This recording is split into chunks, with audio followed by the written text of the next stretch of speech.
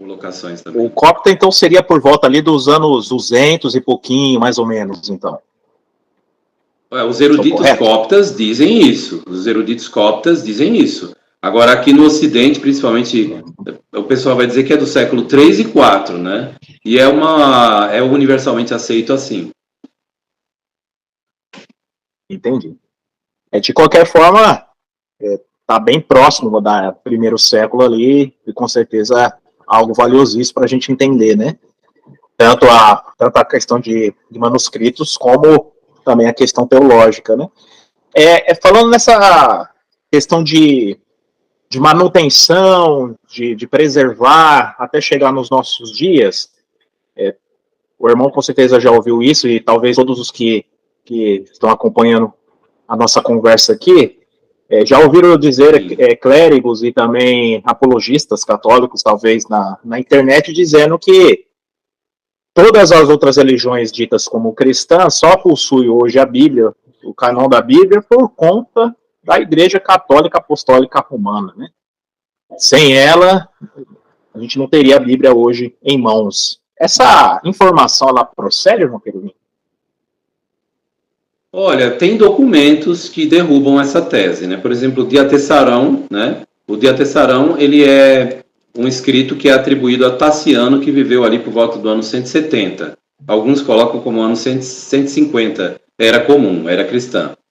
O Diatessarão, ele detalha os evangelhos, conta histórias dos evangelhos, o que mostra que quem escreveu o Diatessarão, e que ele é datado, né, do século II, né, ano 150 e ano 170, então realmente já cai por terra a tese de que, porque o Diatessarão, ele apresenta ali um relato pormenorizado e bem harmonizado sobre a vida e o ministério de Jesus, e usa os 4 evangelhos, entendeu? Então o Diatessarão, ele foi datado depois de um tempo, o pessoal disseram, não, é do século III, mas aí encontraram o Diatessarão em línguas como o árabe antiquíssimo, e aí a coisa ficou ruim para os críticos, né? Porque viram que o Diatessarão era realmente mais antigo do que se imaginava. Mas aí você pode ver que a igreja tradicional, a católica, ela não é realmente a detentora do cânon da Bíblia Sagrada. Não foi ela que fez a juntada de textos ou documentos dos evangelhos ou da Bíblia. Não podemos pensar assim. Eu já citei uma evidência, o Diatessarão derruba essa tese, mas tem também o Códice de Alepo. Analisa, o Códice de Alepo, ele traz alguma indicação disso. O Códice de Alepo é do ano 930, bem depois da Igreja Católica, tudo bem. Mas quando a gente olha o Códice de Alepo, comparando ele com o manuscrito do Mar Morto, lá dos poucos séculos antes de Jesus, né? Século II, século I antes de Cristo, o manuscrito lá do Mar Morto, descoberto lá em 1947, né, em Qumran, em Israel, perto do Mar Morto. Então você compara os dois textos. Aí você vai ver que foi feita uma tradição de copiar em hebraico, e não foi a Igreja Católica que copiou. E você compara o Alepo Codex, né, que é do ano 930, compara com o texto do Códice Sasson, do ano 900. Pega os textos, cópias do Códice de Hillel, que é do ano 600. Existem cópias do Hillel. O Hillel é do ano 600, tem o nome de Deus com as vogais E ou A. No Códice de Hillel, que é cópia do ano 600. Yehová, o nome de Deus. Aí você volta, o manuscrito do Mar Morto, que é 100 ou mais anos antes de Cristo, você olha o Códice de Alepo e olha o manuscrito do Mar Morto, de 2000 e tantos anos atrás, você vê que foram judeus que copiaram. Então não tem nada a ver com a Igreja Católica, a transmissão textual e canônica do VT, do chamado Velho Testamento. Agora, se você for olhar o chamado Novo Testamento, eu vou dar uma dica aqui para as pessoas que gostam de examinar, pega e dá uma olhada no chamado, é um manuscrito bem antigo chamado Fragmento Muratoriano. O Fragmento Muratoriano, ele está em latim, ele é datado como também do ano 170. E o que ele tem de interessante nele? Ele apresenta ali os textos do Novo Testamento, fala dos textos do Novo Testamento, da canonicidade de vários textos, fala das cartas de Paulo, fala dos evangelhos, e é do ano 170 e ele coloca uma ordem, e até coloca as cartas de Paulo, ali as 14, entendeu? Então, como é que você vai dizer que foi a Igreja Católica que surgiu depois, quase perto do ano 400, quase, né? Ano 300 e tanto. Como é que vamos atribuir à Igreja Católica a canonicidade e organização dos escritos, sendo que o manuscrito Muratoriano, que ele é um fragmento que está até guardado e bem guardado, você pode pesquisar, né? Me parece que está na Itália, tem que ver isso aqui, mas ele é bem antigo, é do ano 170. Já tem os textos da Bíblia. Então é assim, quanto mais você estuda, se for uma fonte correta, você vai encontrar as respostas. Então eu tenho uma página que eu escrevi, e eu escrevi um artigo, se alguém quiser ter esse artigo em mãos, o título é Possuímos o cânon das Escrituras graças à Igreja Católica. Lá vai ter vários documentos, eu citei dois, né? Eu citei o primeiro, foi o Diatessarão. A pessoa poderá ver o Diatessarão, a explicação do Diatessarão, o texto do Diatessarão, né, e também o texto do Muratoriano, que é do ano 170. Já vai derrubar a tese de que a igreja tinha organizado esses livros. Inclusive, se você pega a própria Bíblia Sagrada, por exemplo, o texto de 2 Pedro 3,16. Esse texto é bem particularmente interessante, eu convido você a dar uma olhada aí na Bíblia em 2 Pedro 3,16, né? E lá fala assim, ó, abre a Bíblia e diz, ó, abre aspas. Falando dessas coisas, como fazem todas as suas cartas, no entanto, algumas coisas nelas são difíceis de entender. E essas coisas os ignorantes e instáveis estão distorcendo. Aqui quem escreveu isso aqui foi Pedro. E ele está falando dos escritos de Paulo, as cartas paulinas. Então, veja bem, se nós levarmos em consideração que Pedro escreveu aqui falando já das cartas de Paulo, então isso mostra que no ano 64... que foi o tempo que Pedro escreveu isso aqui, né, 2 Pedro 3, 15 e 16, Pedro já tinha como canônica as cartas de Paulo. Porque não é como muitos pensam, olha, Paulo escreveu Romanos e aí séculos depois a igreja canonizou. Não.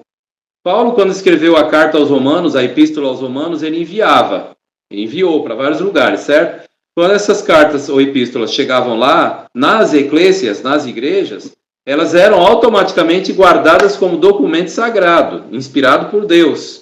Olha, a carta do apóstolo Paulo lá, que Jesus mandou ele, enviou ele, enviado significa apóstolo em grego, né? Apóstolos, por isso que ele era diretamente enviado por Jesus, porque Jesus interceptou ele no caminho de Damasco. Então, todo mundo tinha Paulo como realmente uma autoridade, entre aspas, né? Que Deus designou para falar a palavra e que tinha ali a canonização imediata da palavra de Deus.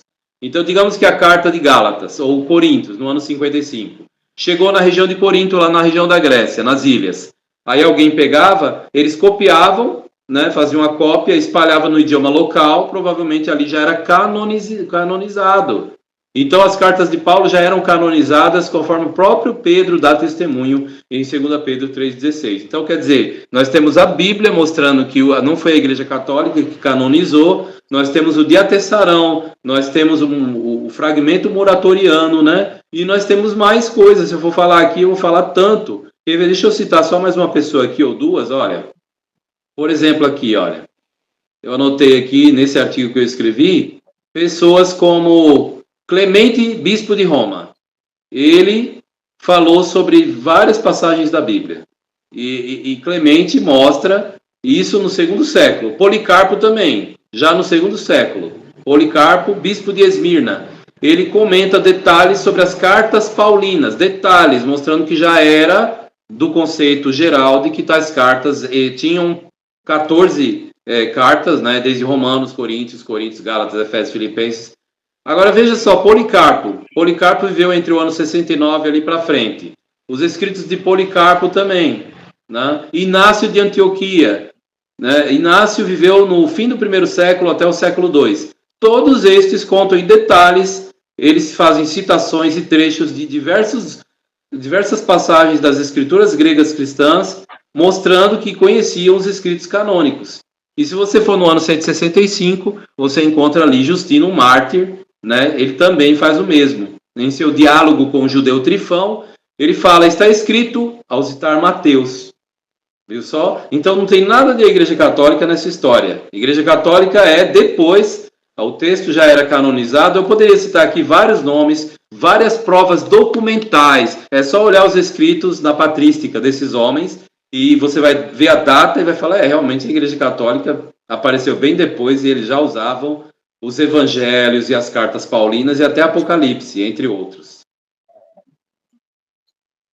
Perfeito, irmão Querubim. Até enquanto o irmão estava falando, eu peguei alguns de memória, né? Novamente, se eu estiver equivocado, irmão, por favor, me corrige. Outros textos, como, por exemplo, os textos armênios, né? Eslavos, se não me engano, né?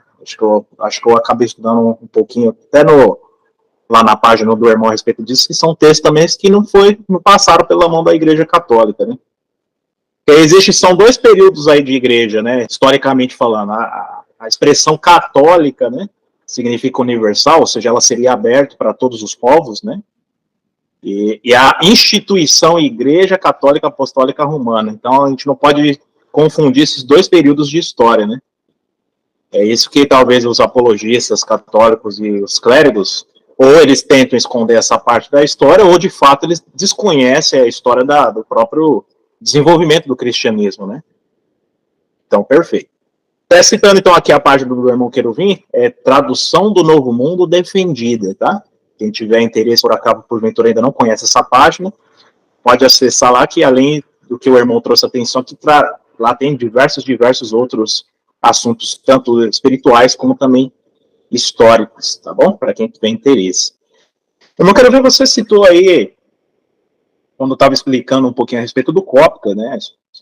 Primogênito da criação, algumas traduções usam sobre a criação, algumas formas diferentes de traduções, né? Com base nisso, existem textos que foram acrescentados ou modificados para dar suporte a doutrinas, principalmente as doutrinas bases que encontramos nas igrejas da cristandade, quer seja as igrejas católicas, como as igrejas protestantes.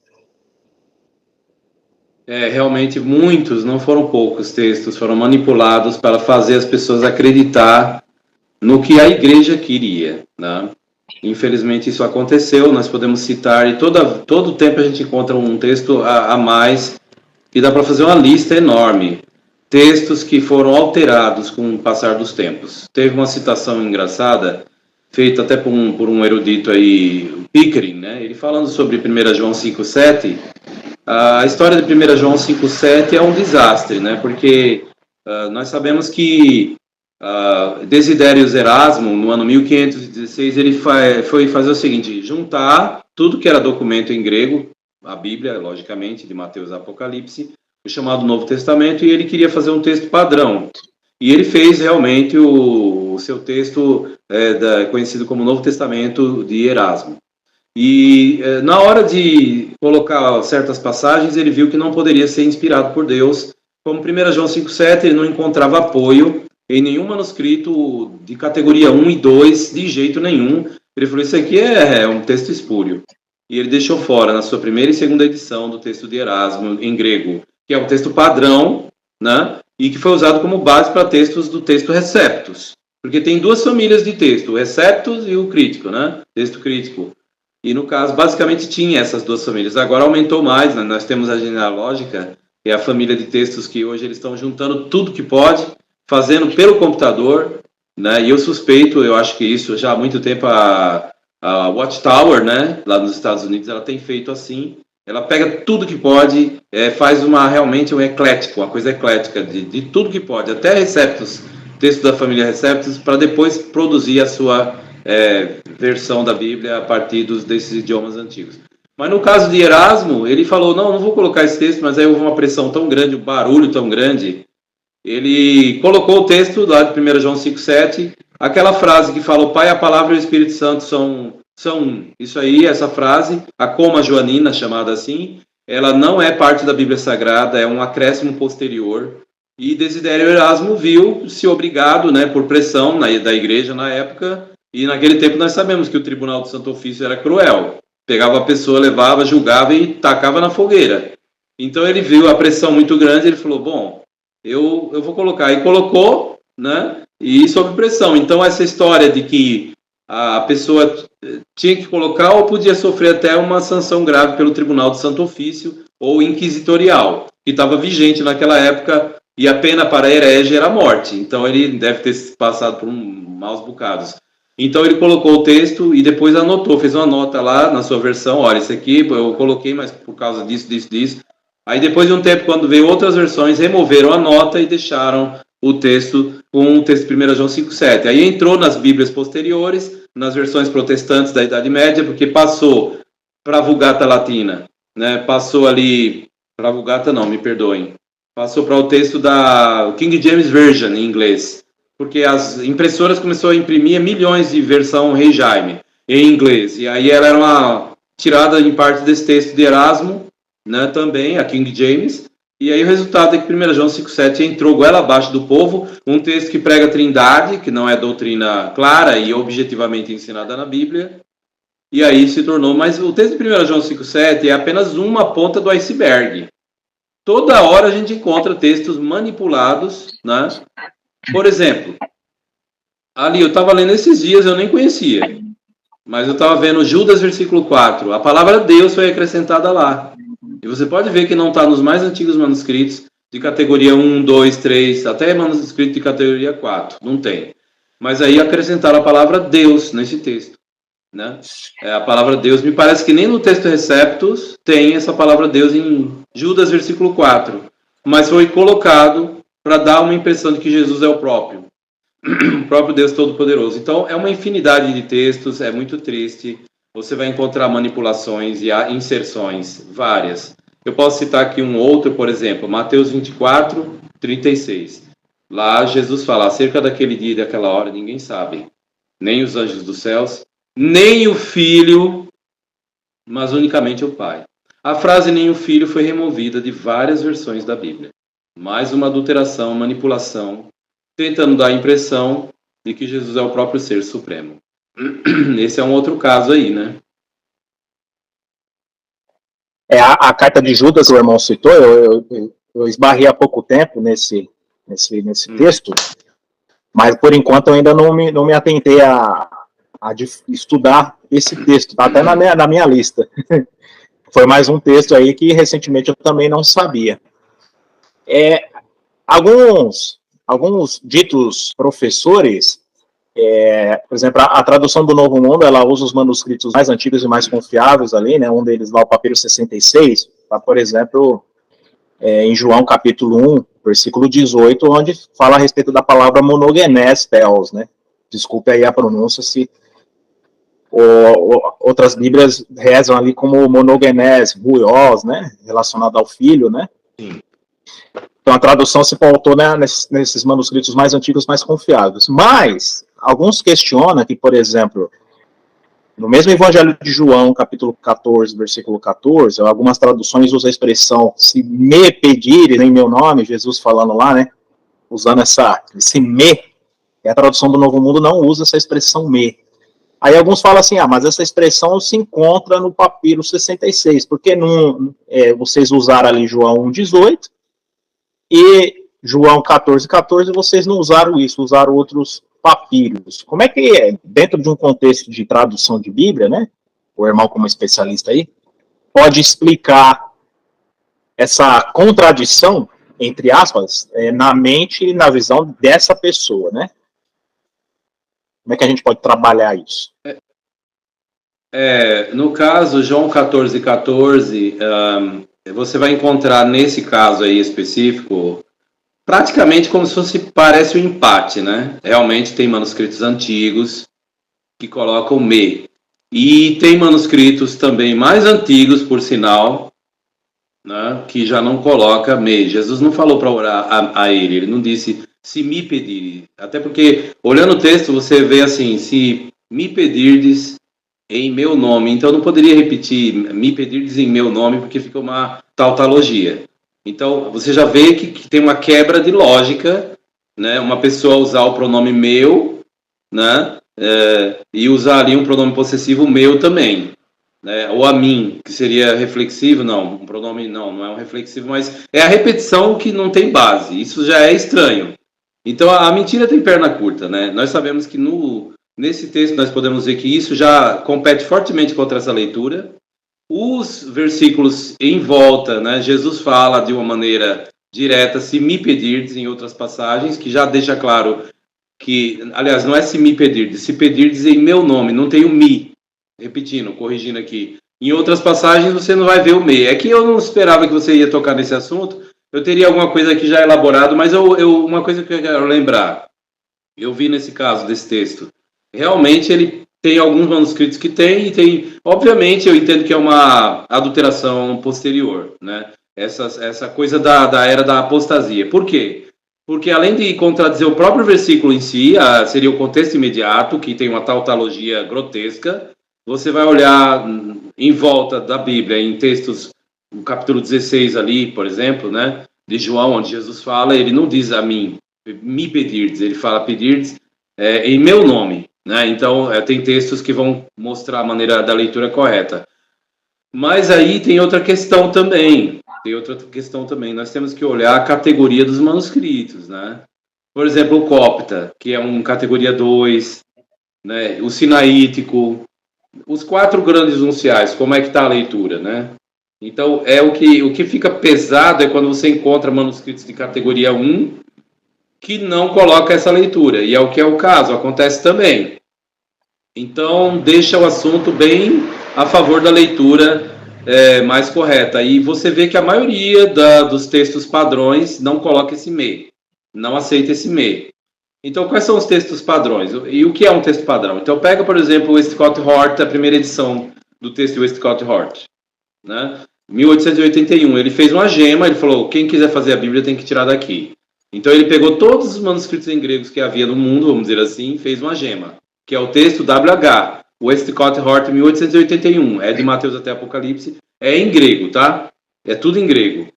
Mas ele vai apresentar a leitura que ele julgou ser a leitura original. Aí pergunta se tem esse me, né? Na sua primeira versão de Westcott Hort. Então é uma pergunta boa a se fazer. E outra coisa, o texto da Nestre Aland, tem esse me na leitura do texto da Nestre Aland? Então, se você tem textos padrões que apresentam essa leitura, ainda assim você precisa ver o que dizem os manuscritos tops, os pesos pesados. E tudo sendo feito, o que a gente nota é que hoje ele não é tido como parte da leitura normal e natural, esse me em João 14:14.